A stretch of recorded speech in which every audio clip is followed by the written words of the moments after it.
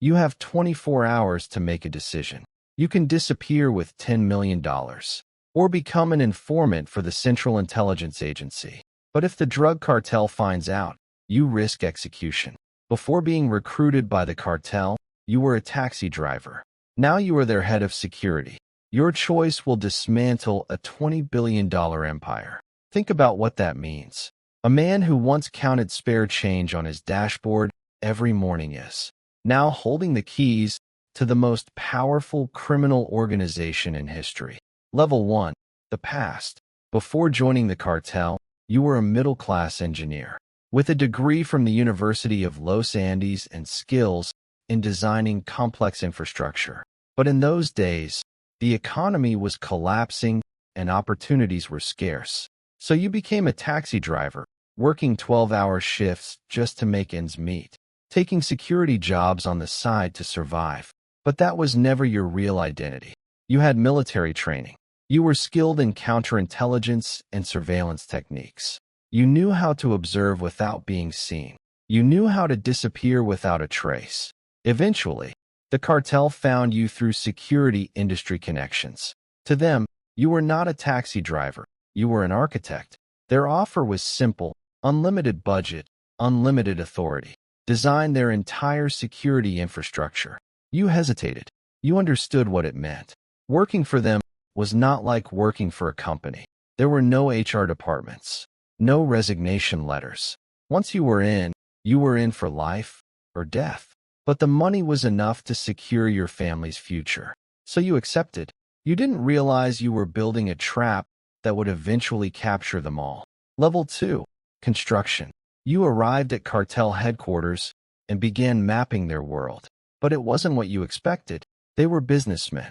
Suits, briefcases, corruption embedded deep within government institutions. Your job was to keep them invisible. You started with the vehicles. Every car in the cartel fleet was equipped with GPS tracking systems. Not for the drivers, for you. You controlled the monitoring. You knew where every vehicle was at any given moment. A wall of screens displayed every turn, every stop, every deviation. If a vehicle remained in one place for more than 5 minutes without authorization, an alert triggered at your desk. You controlled routing. You decided which roads the bosses could take. You analyzed traffic patterns, police checkpoints, and potential ambush zones. You designed schedules that minimized exposure. Depart at 6 a.m., return before sunset. Change patterns to prevent prediction. But you kept a private log, real routes versus approved routes. Only you could interpret the contradictions. Safe house selection and approval, also yours. No leadership member ever slept in the same place twice without your authorization. You personally inspected each location, perimeter security, escape routes, lines of sight. You maintained a master list, a physical folder in your office containing every safe house in the network. Only one copy existed. You held it. Encrypted communications. You designed the protocols. You held the keys. Every secure call passed through servers managed by you. You could decrypt traffic. You could record conversations. You could trace every signal. Why would a cartel trust an outsider with their entire security operation? Because you delivered results. No attacks, no arrests, no breaches. For 3 years, the cartel operated silently. They called you the architect. Level 3, the choice. The organization was beginning to fracture.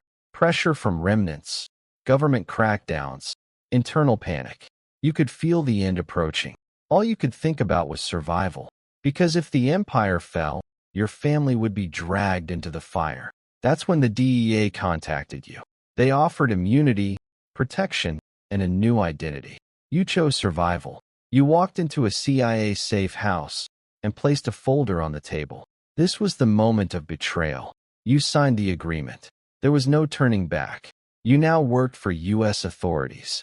But the next morning, you still reported to cartel headquarters. A double life began. Your days were split in two. Cartel by day, DEA reports by night.